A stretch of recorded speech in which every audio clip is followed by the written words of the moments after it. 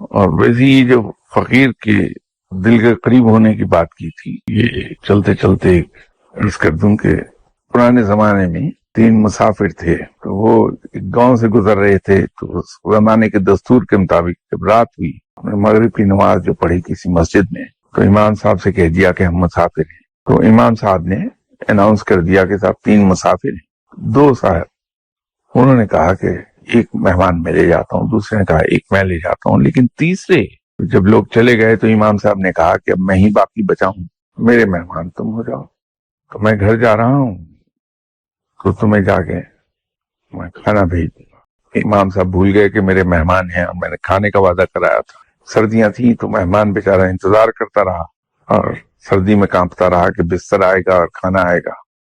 نہ کھانا آیا اور نہ بستر آیا، اور تو نے کچھ نہیں سوجا، اس صف کے کونے پہ لیٹے اور رول ہونا شروع ہو گیا، تو صف ان کے ارد گرد لپٹ گئی ساری، تو اس میں پناہ لے لی سردی کے اگینسٹ۔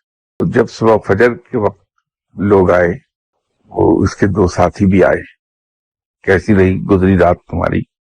تو ان دونوں نے کہا کہ ہم تو بڑے مزے میں رہے اور بڑا زوردار کھانا۔ اس سے پوچھا کہ تمہارا حلیہ بگڑا ہوا، کیا ہوا تمہیں؟ اس نے کہا میرے ساتھ وہی ہوا جو اللہ کے مہمان کے ساتھ ہوا کرتا ہے، تو میں اللہ کا مہمان تھا، بھوکا بھی ہوں اور سردی سے اکڑا ہوا بھی ہوں، تو یہ کبھی کسی فقیر کے دل کے قریب مت ہوئیے گا، یہی اشر ہو جاتا ہے۔